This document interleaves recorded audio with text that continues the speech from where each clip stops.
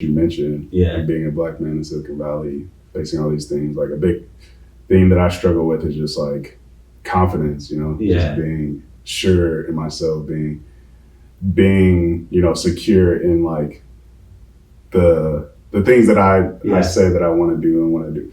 It's easy for I guess now to say it, but then I have my week and I have my day and then I'm living it and then it's You're in like the deep of it. yeah, I'm in the Yeah. in the thick of it, and Yeah. it's like, how am I going to respond? And a lot of those have to do with like my like how I feel about myself, my own internal worthiness, and like I know my mental health affects that. Welcome back to Below the Surface, conversations for men by men. My name is Kudakwashem Shaike. I am your host. In this channel, we have conversations with men about their lives, the things that affect them, the challenges they're facing, and also their hopes and dreams for the future. In this week, we'll be talking to Aaron Rexdale. Aaron is from Chicago, but lives and works here in the Silicon Valley, where he runs a lab at Stanford University. In this episode, we'll talk about childhood trauma and how it shows up later in our lives, relationships with women, being black in white spaces, and self-confidence. Even being more intentional about the way that I approach relationships, friendships, dating, how I can prioritize the relationships that mean the most to me and not just be like dragged along just because, I'm trying to be nice to people asking me to do stuff. Or people asking you out. Just be honest, man. You're like, oh, people asking me to do stuff. Like, nah, that's you, bro. You got the juice. Hey, man, you got the sauce? I got the juice, but you got the sauce, bro. It's yeah, I don't have any problems with women coming out to ask me and me having to be nice. I don't think I have problems like that, man. You have the nice one. You got the girl already. You're good. Hey, man, I can still use some for my pride, Just be like, just to turn some down. Like, oh, I'm good. I can have that if I want it, but when people like give Steph Curry's wife like this big ass like noise about her saying that, but I see where she was coming from, man. Sometimes you just need to be reminded that you are something.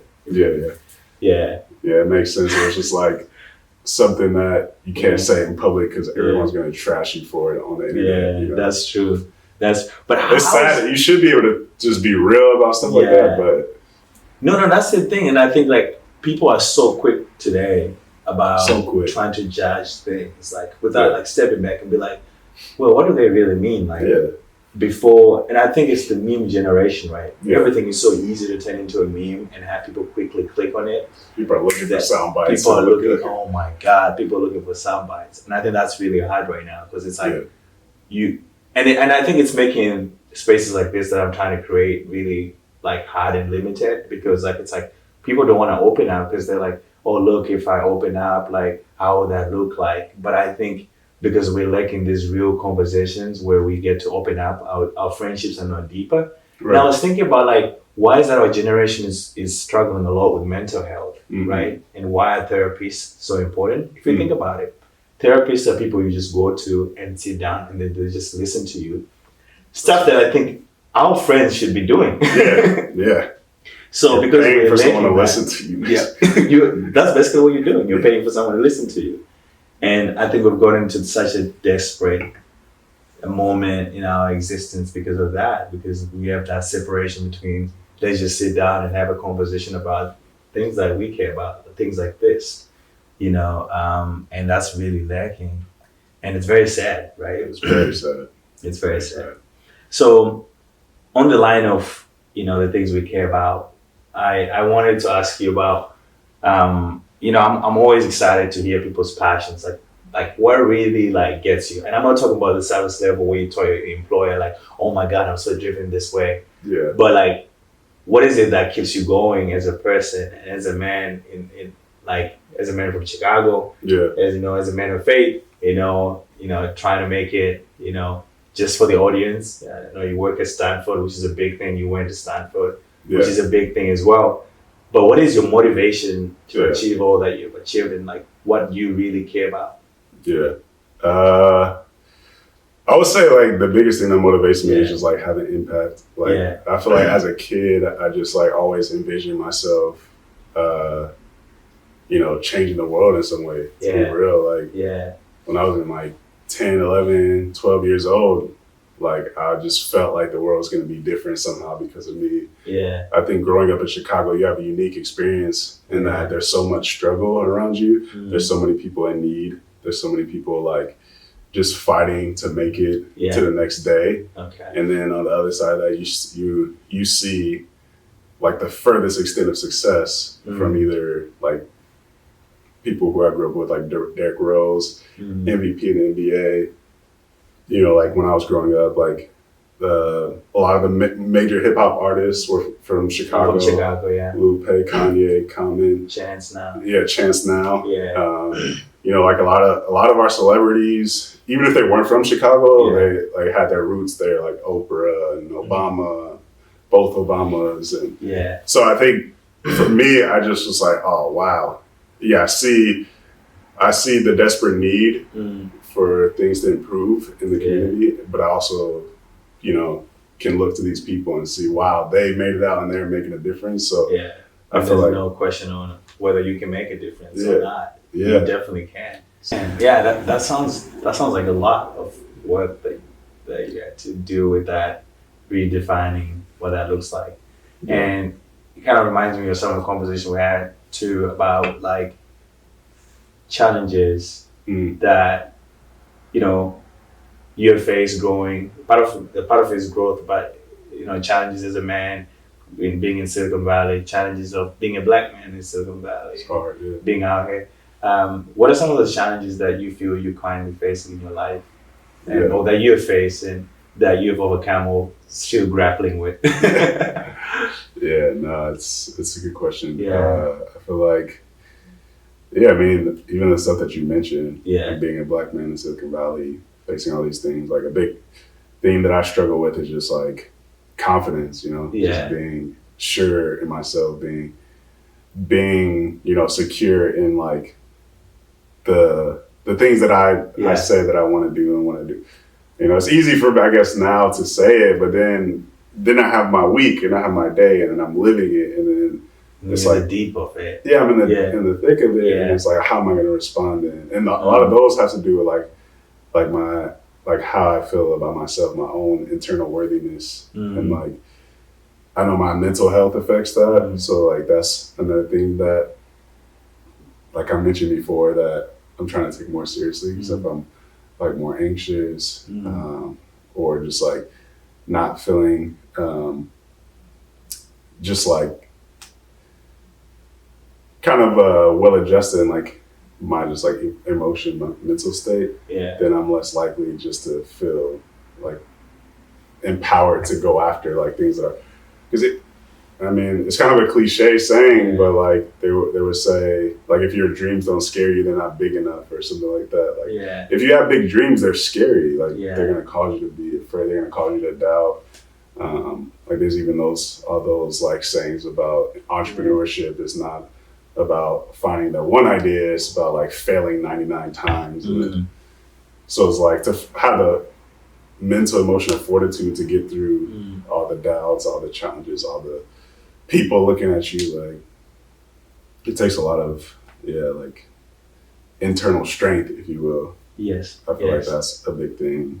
And I think within that is, we talked about this too in the past. It's just like a lot of the pathway to getting emotionally strong or like whole is like healing from past trauma, past experiences. So I think you made the point once. It's like, you can't build on an unstrong foundation. Like you have to have your foundation. Like your starting point has to be good. Strong, How else are you gonna build? If you're building on a rocky foundation, it's just bad. So I think for me, it's like I'm not gonna have confidence unless I like work through. Unless you work through. So what is some of those things that you feel that have taken away your confidence in yourself, or that affected your confidence at this level? Yeah, I think I think everybody's family is dysfunctional to a certain Yeah, extent, so I don't want to absolutely. make it seem like my experience is like, worse than anybody else's or anything Yeah. like that. But I definitely feel like, experiences that I had within my household Yeah. definitely shaped the way that I felt about myself. Mm. Like longing for approval from my father. I think that's a lot of for Black men. I think a lot of us like Absolutely. Yeah. really have a desire to like please our father or live up to his mistakes potentially if he's not around at all. Yeah. Um, Like I feel like that was a big motivation for even Barack Obama being president. yeah, If you like have read his memo or like look I've at read his- part of it. I won't Yeah, read exactly. but yeah, no, it's Yeah, good. yeah, LeBron it's real. James, Yeah. Shaquille O'Neal. A lot of guys are motivated by a sense of like,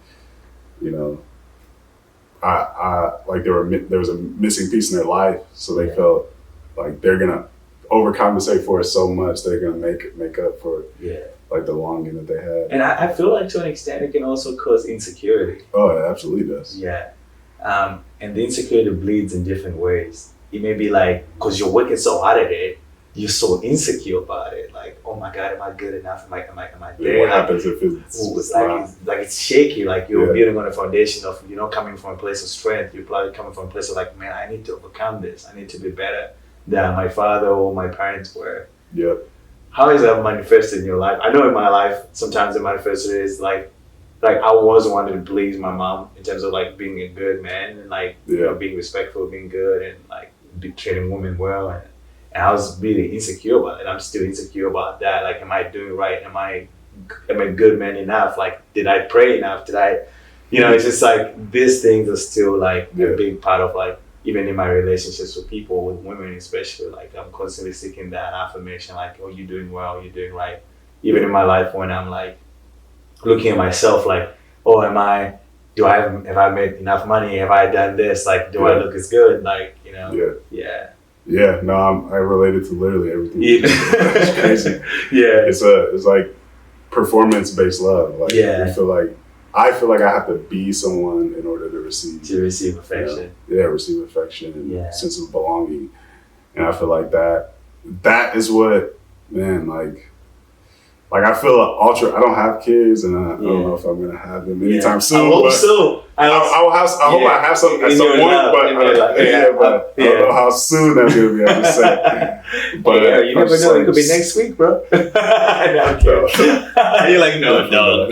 Don't put that ego on me, bro. You might be the love of your life because you like live Just that fall in door love in 1 week. Just fall in love in 1 week. You never know. I doubt it. But that's like such a big responsibility to give your kids an example, like a non-skewed version of love. Like, I'm not loving you because you're obeying me. I'm not loving you because you're doing these things. I'm not loving you because it's convenient for me. And when it's not convenient for me, I'm bouncing on you. Because, like as kids, we internalize that. Like when our father's not around, we don't think that, oh, he's stressed or he, is having his own midlife crisis. It's just like, he's not loving me. And then when our moms are like trying to be the mom and the dad and pushing us to be the best version of ourselves, we can like internalize that discipline. And exactly. It's like, oh, now I have to be this for my mom. And oh my God. It's not like she just like, so for me, that's how I am all the time. Like even in relationships, you're always trying to perform too. I'm always trying to perform. I feel like if I'm not doing enough and like just waiting for the next, I don't know, thing to happen, the next fight to happen, like I feel like I have to do above and beyond, overcompensate, just so I can feel secure, like in that I'm even if the other person's not even saying it, I just feel like I need to do it, just so I can feel like, like there's no potential for like the relationship to like be broken because I'm not doing enough. Man, that's crazy.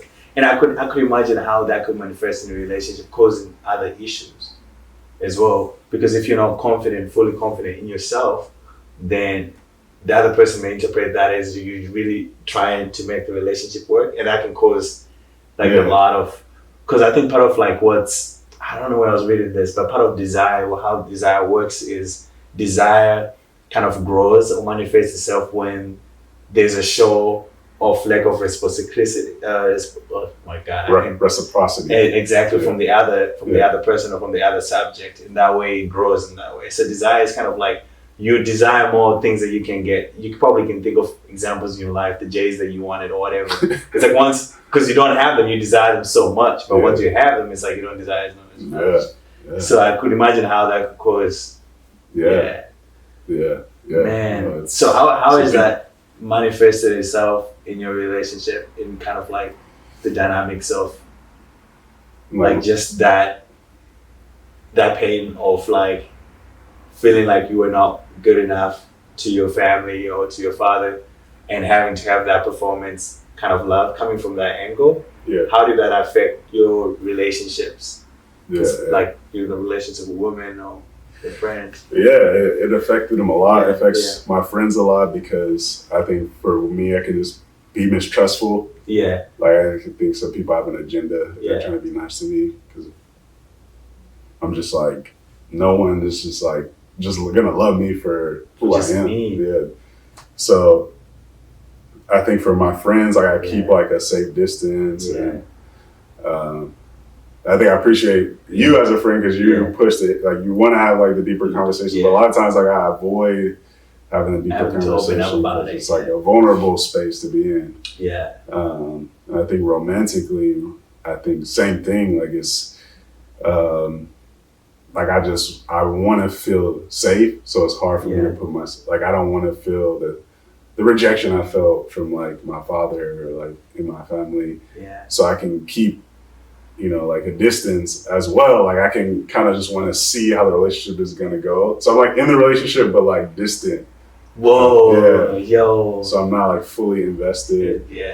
And I think they like all my previous girlfriends have felt that, and at some point they're just like, I'm not gonna be in a relationship with somebody who's like half in it and not willing to be committed.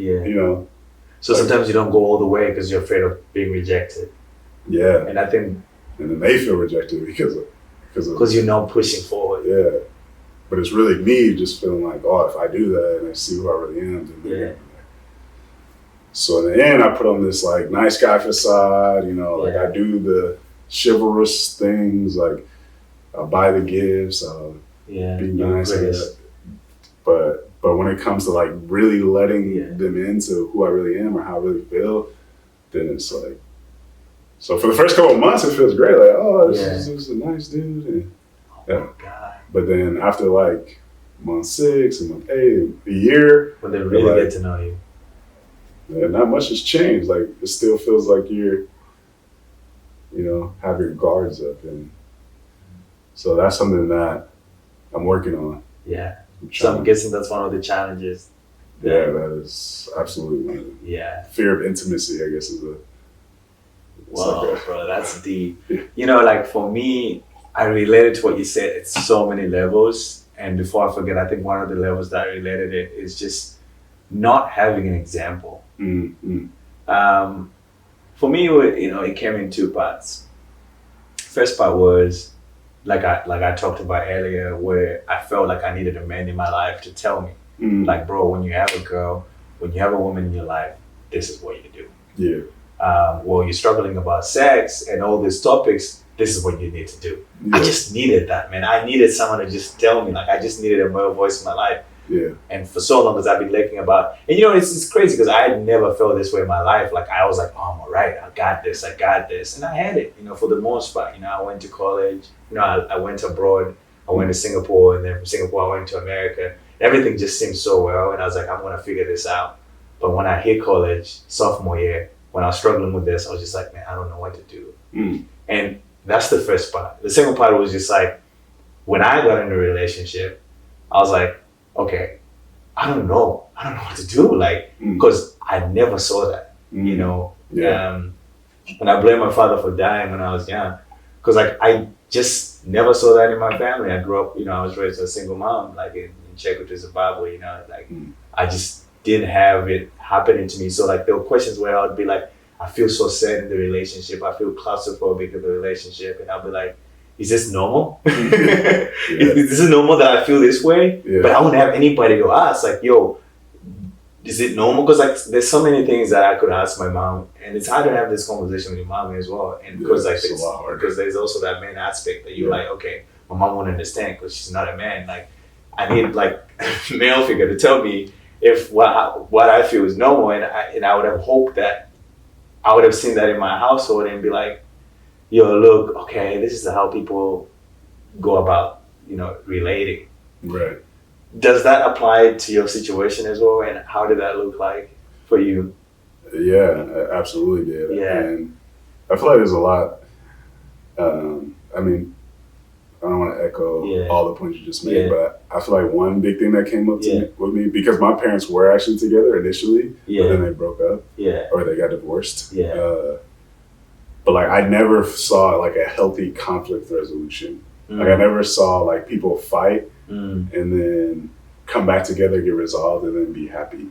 Like I just saw my parents fight, and then eventually they got divorced.